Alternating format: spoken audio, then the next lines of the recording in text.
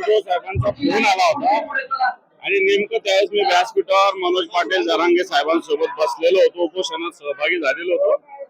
आणि मग मी त्यांना विचारलं, साहेबांचा फोन आहे, बोलाल का? तर साहेबांशी बोलणं झालं उद्धव साहेबांशी, एवढंच. आता काय बोलणं झालं त्यांचं दोघांचं मला माहिती नाही, पण बोलणं झालं एवढं नक्की. उद्धव साहेबांना तुम्ही फोन दिला होता, मला असं वाटतं आम्ही म्हणजे उद्धव साहेबांचेच प्रतिनिधी आहोत. संजय जाधव आहेत, ओमराजे निंबाळकर आहेत, कैलास पाटील आहेत. आम्ही सगळे उद्धव, मी शिवसेनेचा नेता आहे आणि म्हणून मला असं वाटतं ज्या अर्थी आम्ही आहोत त्या अर्थी साहेब इथं आहेच आहे. एक प्रश्न असा आहे, ओबीसीतून ते आरक्षणाची मागणी करतात, ओबीसीतूनच मराठ्याला असं माझं आरक्षण द्यावं का, शिवसेनेची भूमिका आहे का? हे पहा, मी इथं एक मराठा म्हणून इथं आलेलो आहे. जे आरक्षण आधीच्या सरकारने, देवेंद्र फडणवीसांच्या सरकारने दिलं होतं, त्यावेळेस बेसिक राज्याला 50% वर आरक्षण देता येत नसताना यांनी ते आरक्षण देऊन सरकारची फसवणूक केली. आताचा मुद्दा आहे की मराठवाड्यामध्ये विशेषतः हैदराबाद गॅझेटचा मुद्दा आहे, सातारा गॅझेटचा मुद्दा आहे. हैदराबाद गॅझेट असा आहे की महाराष्ट्र किंवा देश 15 ऑगस्ट 1947 ला स्वतंत्र झाला आणि मराठवाडा हा 17 सप्टेंबर 1948 ला.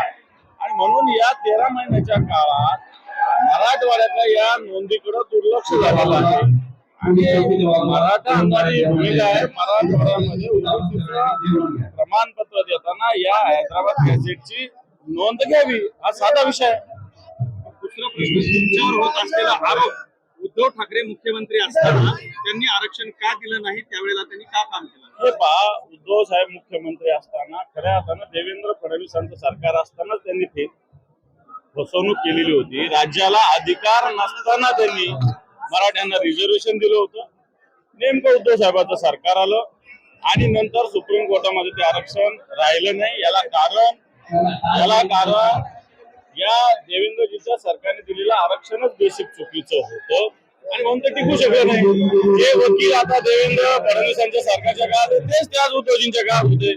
परंतु न्याय व्यवस्था ज्या पद्धतीनं सत्ताधारी पक्ष जे असताना ज्या पद्धतीनं सक्रियतेनं काम करते तशी व्यवस्था केली नसेल, तेव्हा मला असं वाटतं उद्धवजीवर आरोप करणं चुकीचं आहे. दुसरा दिवस आहे, सरकारने लक्ष देण्याची आवश्यकता आहे. सरकारने या आंदोलनाकडे कानाडोळा करू नये, हे आंदोलन सिरियसली घेतलं पाहिजे. या आंदोलनाचा वणवा येणाऱ्या काळात या महाराष्ट्रभर पेटल्याशिवाय राहणार. शिंदे समितीला मला असं वाटत नाही याच्यात कोणते अधिकार आहे. सरकारला अधिकार आहे, ज्यांनी जी मंत्री समिती नेमलेली आहे तिला अधिकार आहे.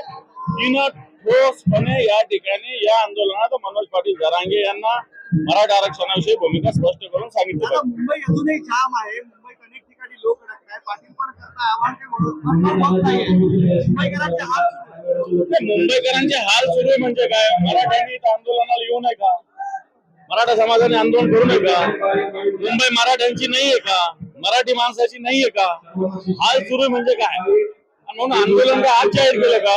आंदोलन 2-3 महिन्यापूर्वी जाहीर केलेलं आंदोलन आहे. आणि म्हणून मला असं वाटतं उलट मुंबईकरांनी आलेल्या मराठी बांधवांना सहकार्य केलं पाहिजे. उलट सरकार, महानगरपालिका या मोर्चाकडे दुर्लक्ष करते. शौचालय असेल, हॉटेलची खाण्यापिण्याची व्यवस्था असेल, स्वच्छतेची व्यवस्था असेल, हॉटेलमध्ये 20 रुपयाची बाटली 60 रुपयात दिली. सरकारला लक्ष देतात नाही काही. एखादा वडापाव 10 रुपयाचा 50 रुपयाला देतात होते, याच्यावर सरकारला लक्ष देतात नाही का?